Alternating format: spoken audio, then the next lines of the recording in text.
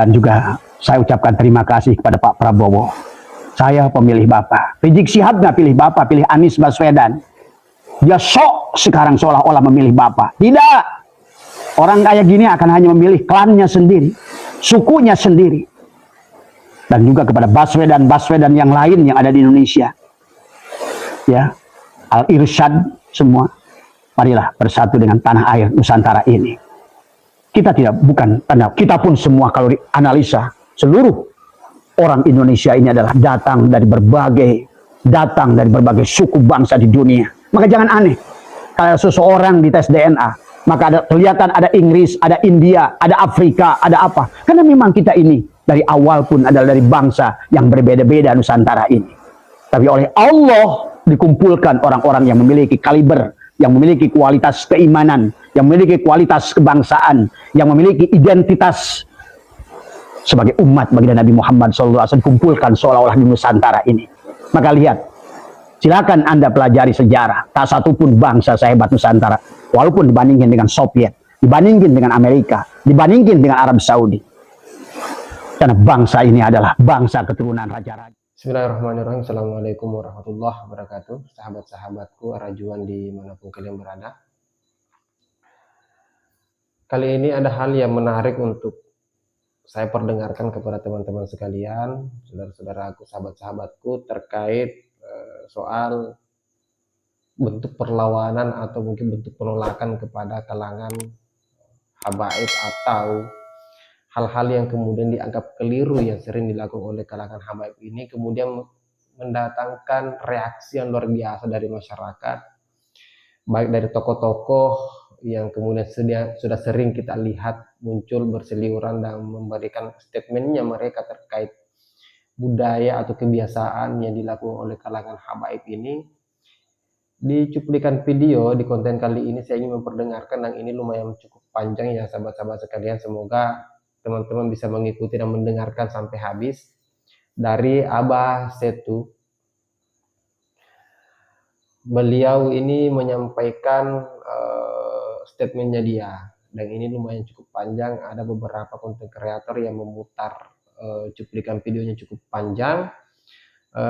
Cuma saya mengambil videonya itu, ada beberapa sebenarnya saya tidak ambil yang saya anggap tidak terlalu penting untuk kita bahas, tapi ini lumayan cukup panjang juga.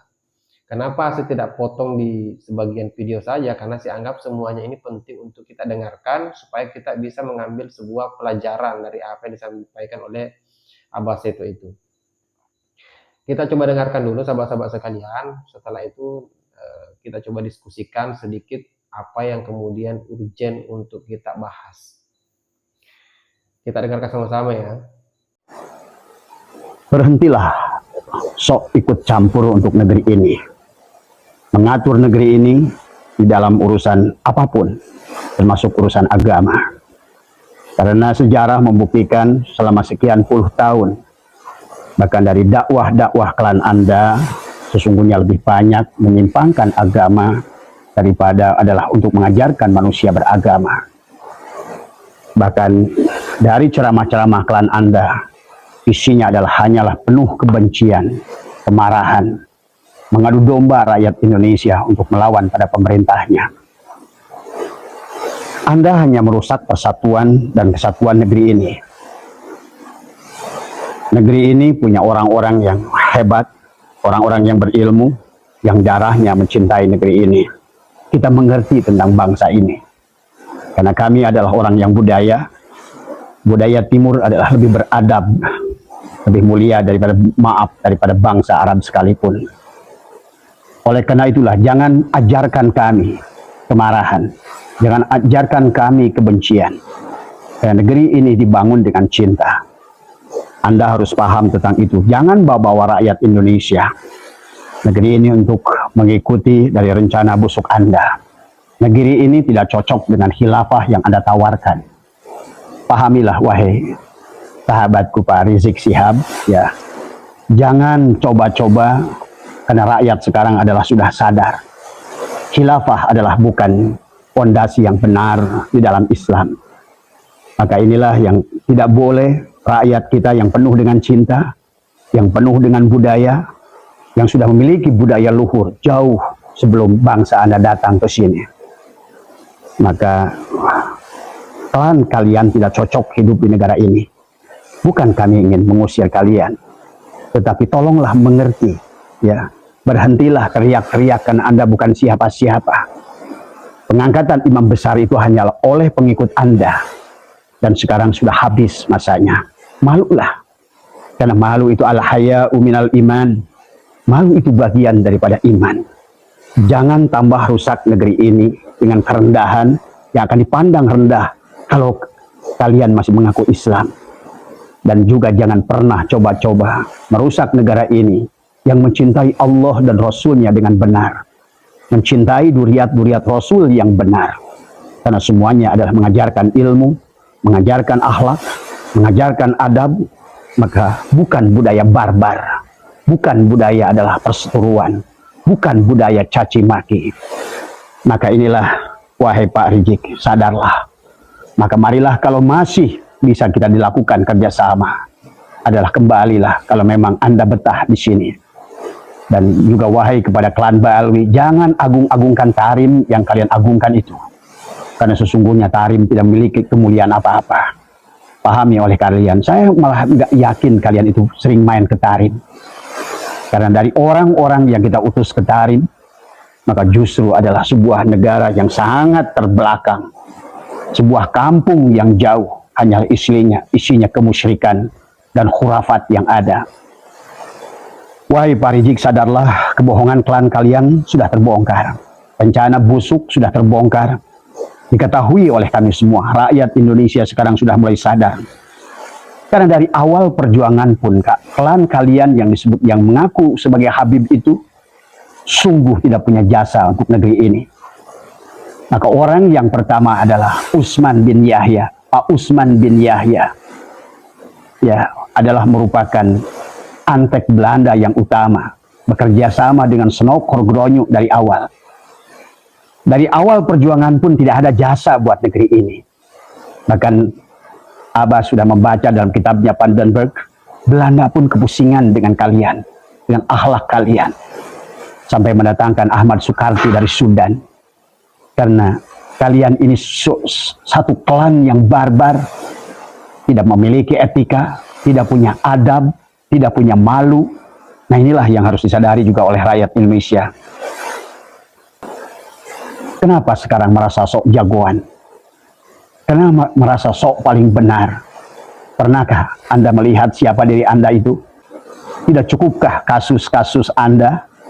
Bahkan hari ini banyaklah beredar video-video yang berkalian dengan klan kalian. Tetapi tetap kami sebagai bangsa yang beradab Nusantara adalah ingin sesungguhnya kalau seandainya masih diajak mau kerjasama dengan baik, menjadi pendatang yang baik, yang memiliki etika dan adab, bukan sebaliknya merasa sebagai tuan rumah, congkak, dan bahkan merasa sudah menjajah negeri ini. Pengakuan duriat kalian sudah batal, ya. Sekarang sudah diakui oleh seluruh dunia. Terus apa hakmu marah-marah? Sok merasa jadikan jagoan di negeri ini. Sok merasa paling berjasa di negeri ini. Padahal adalah paling banyak membuat kerusakan di negeri ini. Masyarakat bangsa ini yang penuh dengan cinta kasih, yang penuh dengan budi pekerti. Sekarang sebagian daripada saudara-saudara kami, bahkan saudara saya, ada saudara saya yang hidupnya mendapatkan ilmu dari pamannya sendiri, ulama Nusantara, tetapi pada saat bergabung dengan Anda, muncullah dia menjadi seseorang yang tidak kami kenal sebagai saudaranya, pendendam, pemarah. Dan inilah yang saya khawatirkan, semakin lama Anda di negeri ini. Dan kalau Anda belum menyadari juga tentang bagaimana Anda telah membuat kerusakan di negeri ini, maka sesungguhnya jangan salahkan bangsa ini satu saat nanti adalah akan berlaku keras kepada klan Anda.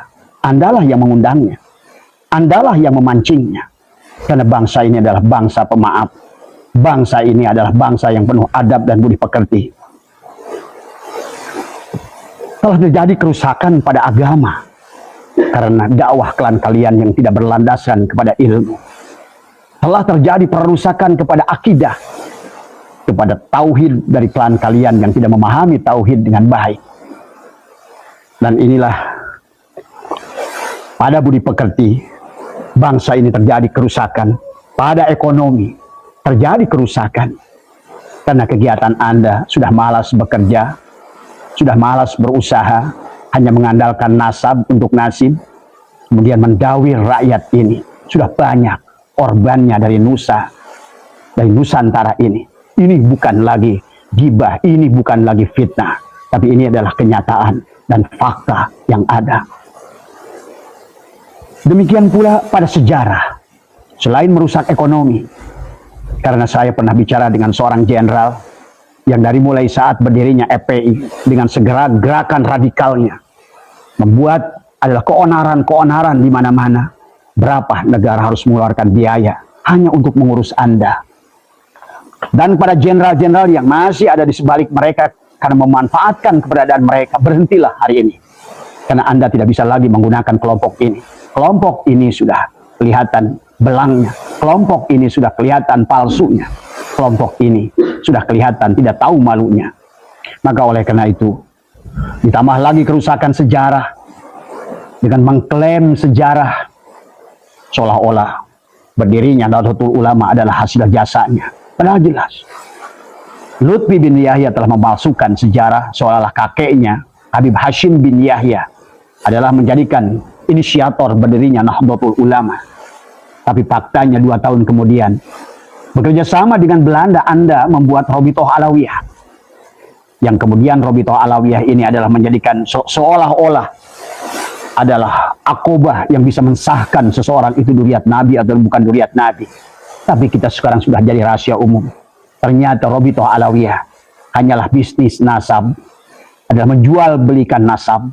Karena tidak sedikit sekarang yang sudah bergabung dengan PWI. Tahulah kami, ada nilai harga. Ada sebagian orang memang yang banyak menjadi habib-habib palsu di tanah ini. Karena ingin seperti Anda bisa diagungkan dan bisa menerapkan feodalisme di dalam Islam. Maka tidak sedikit sekarang kiai-kiai pondok pesantren yang berkiblat kepada Anda sama feodalnya dengan Anda. Karena ulama-ulama Nusantara tidak demikian. Tidak ada di dalam dirinya karena dia ngerti ilmu Allah. Dia ngerti firman Allah, inna akramakum indallahi atqakum. Mereka mengerti bahwa nasab tidak ada artinya apa-apa. Sebagaimana Kan'an dan istrinya tidak celaka padahal dia adalah istrinya seorang rasul, anaknya seorang rasul. Maka jangan lagi membawa nasab untuk menjual, untuk menjadi nasibmu. Jangan lagi membawa nasab di negeri ini. Dan saya terima kasih kepada Menteri Agama. Sekarang Menteri Agama sudah menyampaikan, karena inilah Menteri Agama yang memiliki ilmu, maka dia tidak akan sama dengan ulama-ulama Nusantara yang membelok, yang tidak punya rasa nasionalisme. Menteri Agama berkata, saya lebih baik kehilangan satu klan daripada kehilangan ulama Nusantara. Ini adalah pernyataan yang baik. Dan Menteri Agama juga sudah menyampaikan, tidak ada lagi dari bangsa kalian, klan kalian, mengaku-mengaku sebagai duriat Nabi. Bagaimana mengaku-mengaku sebagai duriat Nabi? Dalam tubuh ini mengalir darah Rasulullah. Tapi pada saat diperiksa, pada saat mau dites DNA, kabur. Tidak mau memberikan darahnya. Kalau orang yang asli, duriat yang asli, dia akan ragu. Tapi kalian malah dengan berbagai dalil Rizik Syihab, dulu Anda yang menghancurkan tes DNA. Kemudian menantumu itu, si Hanif, adalah dia kemudian seolah-olah mengharamkan tes DNA. Nah inilah, tes DNA memang betul di dalam Muktamar NU sekalipun tidak untuk mengangkat seorang nasabnya. Tapi dengan tes DNA bisa membatalkan nasab kepada orang-orang yang tidak jujur dengan nasabnya. Wahai Rizik Syihab, sadarlah, Anda sudah habis. Anda sudah tidak punya pengaruh. Rakyat Indonesia sudah tidak bisa lagi dibohongi oleh Anda. Pada saat pulang dari kabur Anda yang pertama, setelah memfitnah negara dan memfitnah presiden, ya, setelah Anda kabur gara-gara seorang perempuan, ya, dan saya punya videonya, saya punya video percakapan Anda dengan Firja Hussein. Bagaimana Anda merengek-rengek kepada Firja Hussein Tolonglah Firza, tolonglah Firja. Sekarang beraninya Fufu Papa. Yang faktanya tidak benar. Kaulah yang membuat itu semua dengan antek-antekmu. Adalah walana-walana ireng, adalah Arab-Arab ireng. Maaf ya. Saya tidak suka sebetulnya dengan membawa-bawa suku kepada keburukan orang.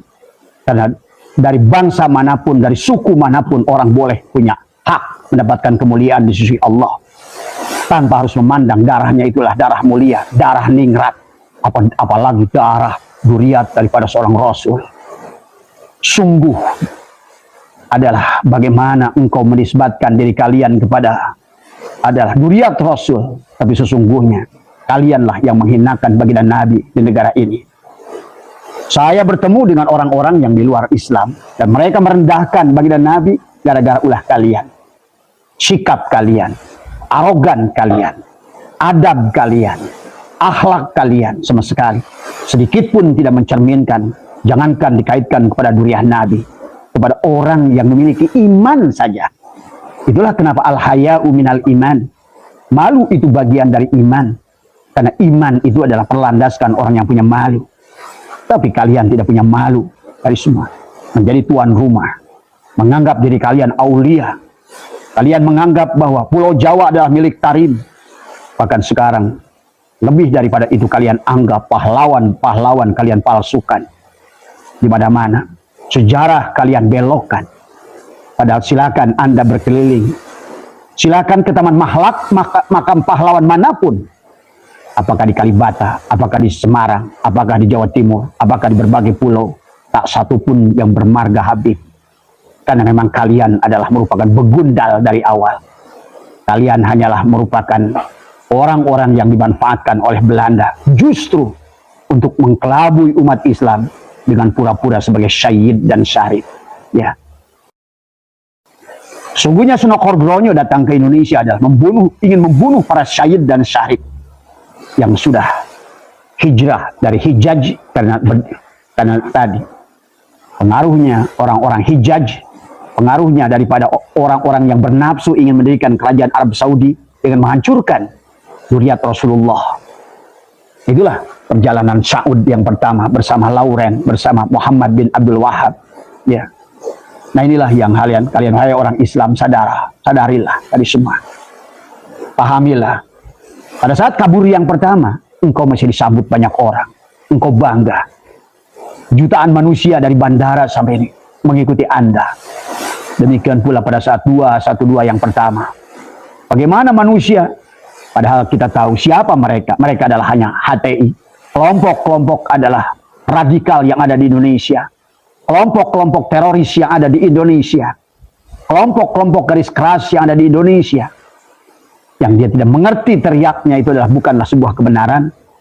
Tetapi sebaliknya adalah hanyalah justru untuk merusak kedamaian. Karena sesungguhnya kalau kalian ngerti, kalau kalian belajar lebih jauh, sesungguhnya ada kelompok yang kalian tidak paham. Barangkali menggunakan kalian tanpa kalian sadari. Itulah kenapa 212 itu lihat baca dalam Al-Quran. Surat Al-Baqarah ayat 12. Sesungguhnya apa yang kalian lakukan itu adalah perbuatan sia-sia. Yang sesungguhnya adalah merusak dirimu sendiri. Inilah yang terjadi sahabat. Rizik Syihab merasa sok pahlawan. Merasa sok ngatur presiden. Ingin menghukum Jokowi yang sudah luar biasa. Dicintai rakyat ini. Betul tidak semua presiden adalah semuanya akan menyukai. Tidak mungkin. Karena hati manusia itu akan berbeda. Tapi sadarilah masyarakat, mayoritas masyarakat Indonesia adalah mencintai Pak Jokowi, apalagi Irian. Seluruh luar Pulau Jawa ini adalah betul-betul orang ini memiliki kesabaran yang tinggi. Walaupun tidak pernah ngaku sebagai duriat Rasul, walaupun beliau tidak pernah mengaku adalah duriat ulama, tapi kesabarannya, ketabahannya, dan dia tidak mau membalas setiap keburukan yang datang padanya. Ini menunjukkan ini bukan manusia sembarangan, Rizik Syihab. Demikian pula perlakuanmu pada Gus Dur dulu. Lihatlah siapa yang mulia sekarang. Gus Dur pernah berkata, engkau akan menjadi gelandangan politik, Rizik Syihab. Dan inilah kenyataan hari ini. Malulah dengan 212 kemarin. Presiden tidak mau hadir pada kumpulan begundalmu itu. Orang-orang tahukah? Saya tahu dari seorang jenderal. Sesungguhnya di antara kerumunan itu ada 3.000 polisi yang menyamar sebagai kalian, ingin melihat tindak tanduk kalian semua. Jadi kalau jumlahnya hanya berapa ribu, separohnya itu udah polisi. Karena biasanya kalian berbuat sesuatu itu di penghujungnya membuat kerusakan. Ya. Dan hari ini PWI ini LS perjuangan Wali Songo Indonesia dan Laskar Sabilillah sebagaimana adalah dulu Salahuddin Al-Ayyubi, sekarang Salahuddin Al-Ayyubi lahir pula di Indonesia. Orang seperti Kiai Imaduddin, Gus Abbas. Maka itulah kenapa jenderal-jenderal yang baik, yang memiliki nasionalisme, yang menjadi lawan kalian dari dulu, kecuali jenderal-jenderal pecundang yang memang memanfaatkan kalian. Tapi jenderal-jenderal yang memiliki nasionalisme, integritas, dia mencintai bangsanya, dia mencintai Indonesia. Maka oleh karena itu, kami bahagia dengan bergabungnya Jenderal Dudung. Kita bahagia dengan Jenderal Nur Wahid dan jenderal-jenderal yang lain. Karena mereka melihat kami tidak menebar fitnah. Yang kami lakukan adalah membela ketidakbenaran. Yang kami lakukan adalah mengklarifikasi ketidakbenaran. Maka dari setiap ceramah kalian, maka lihat, sebutkan ke saya satu ulama PWI yang menghina kalian secara zati. Tadi semua. Tidak. Semuanya kami hanya menjawab. Abah Setu hanya menjawab. Tadi Gus Fuad hanya menjawab. Kiai Suparman hanya menjawab. Tadi semua. Gus Abbas hanya menjawab, meluruskan, menjawab, meluruskan. Inilah yang kami dengar sendiri dari Jenderal Dudung. Beliau adalah pembantu presiden. Pak Prabowo pun sudah memberikan salam, mengundang kami juga. Sesungguhnya karena kita tidak berjuang, bahkan tidak minta apa-apa kepada pemerintah sekalipun. Ya, pahami. Saya melihat bagaimana perjuangan PWI hanya untuk hadir di Rakernas pertama pun dengan ongkos sendiri. Saya dengar ada yang menjual kambing, ada yang menjual ayam, sampai ada yang menggadaikan motor. Karena mereka ada cinta kepada tanah air ini, cinta kepada ulama-ulama Nusantara, cinta kepada kebenaran, cinta kepada budi pekerti, cinta kepada Nusantara yang penuh dengan budaya yang telah dibangun dari berbagai suku bangsa. Yong Ambon, Yong Celebes, Yong Sumatera, Yong Jawa. Pemuda Katolik, pemuda Kristen, demikian bersatu padu dengan ulama Nusantara. Maka bukan dengan cara seperti itu. Pandangan agamamu itulah yang membuat lihat hari ini Suriah hancur, Libya hancur, Irak hancur. Mau mengikuti gaya apa? Ya, karena agama yang dibawa oleh baginda Nabi adalah rahmatan lil alamin, rahmatan fil alamin. Bukan agama adalah barbar yang saling membenci. Bagaimana Muhammad, baginda Nabi Muhammad menyuapi orang Yahudi buta 12 tahun. Walaupun dimaki oleh Yahudi, bayangkan yang memakinya adalah Yahudi. Tetap beliau balas dengan cinta. Ujungnya apa? Mereka, orang Yahudi itulah berbondong-bondong kembali pada Islam. Baginda Nabi Muhammad bagaimana berhubungan dengan Nasron? Tidak seperti kalian. Baru saja adalah imam besar Masjid Istiqlal bersalaman, mencium paus. Nggak ada urusannya. Itulah akhlak adab. Sebagaimana baginda Nabi bertemu dengan orang Romawi. Dari semua. Karena sesungguhnya urusan agama itu lakum dinukum waliyadin. Jangan sampai kita malu. Orang-orang yang mencintai paus, yang mencintai mereka. Ya, tapi lihat komen Rizik Syihab kepada Nazaruddin Umar. Maka wahai Menteri Agama, nggak usah takut. Kami ada di belakangmu. Kami adalah orang-orang Nusantara. Walaupun kami tidak pernah berjuang untuk kemerdekaan negeri ini, tapi ayah kami, kakek kami, darahnya mengalir adalah untuk kemerdekaan tanah, bangsa dan tanah air ini. Inilah yang harus dipahami oleh kita. Wahai Rizik Syihab, 212 kemarin menggambarkan hancurnya engkau, habisnya engkau, hilangnya kekuasaanmu. Maka malulah sedikit, sadarlah sedikit. Ya, lebih baik kalau mau adalah melakukan kebaikan kepada kita semua. Ajaklah saudara-saudaramu itu, keluarga-keluargamu itu, klan-klanmu itu. Jangan lagi sok tahu urusan agama, karena bangsa ini lebih ngerti urusan agama. Kalian nggak ngerti sejarah bagaimana para sahabat-sahabat yang mulia. Utsman bin Affan pernah di Tasik, Ali bin Abi Thalib pernah ada di Medan. Semua sahabat itu datang ke sini.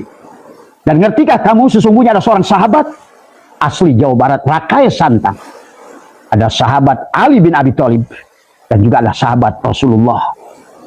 Kamu tidak mengerti bagaimana orang-orang Nusantara ini sudah berhubungan dengan baginda Nabi Muhammad Sallallahu Alaihi Wasallam. Ya, karena di negeri inilah, di negeri atas angin inilah, agama yang dibawa oleh baginda Nabi terjaga dengan baik. Sampai datangnya begundal-begundal kayak kalian yang merasa sok benar, sok berjasa, sok tahu, merasa tinggi darajatnya, telek. Nggak ada. Sesungguhnya jangan coba-coba. Saya berani berantem dengan Rizik Syihab, ditonton oleh pengikut kalian sekalipun.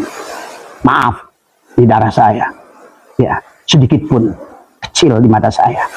Jangankan 1, 1000 pun saya hadapi. Wahai bangsa dan rakyat Indonesia, jangan lagi mau dibodohi oleh orang-orang yang semacam begini. Cintai negara ini.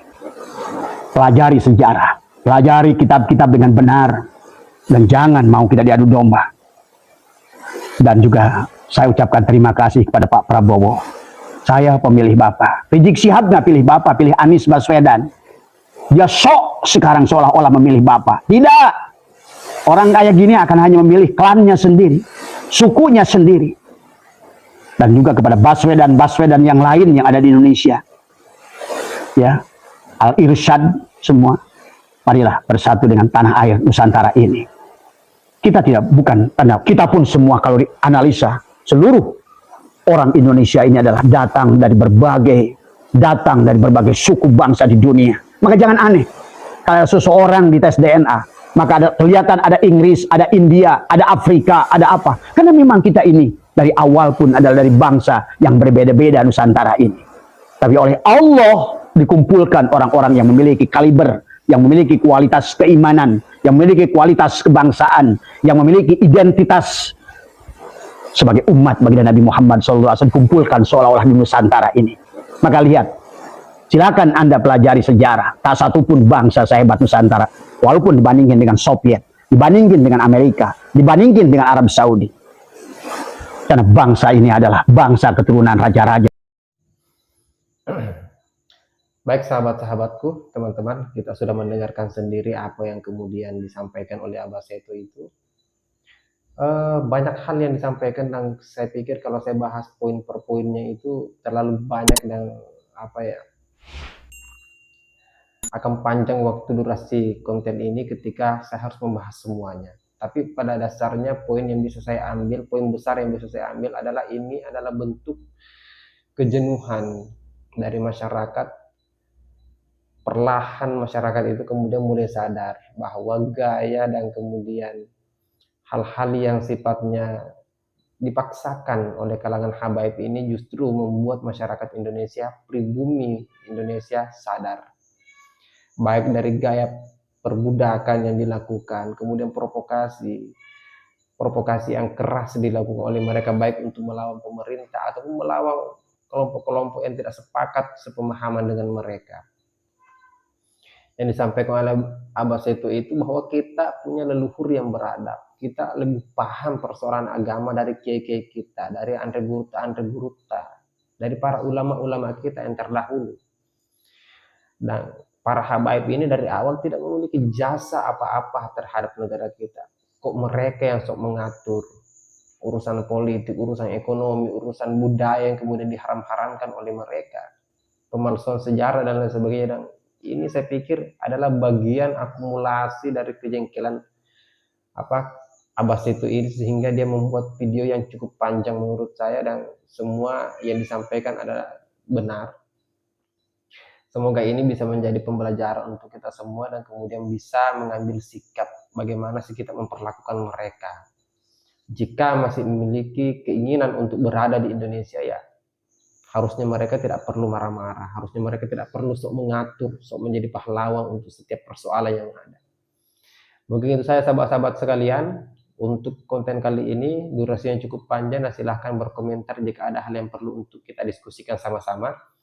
Saya akhiri dengan ucapan wallahul muwaffiq ila aqwamit thoriq. Assalamualaikum warahmatullahi wabarakatuh.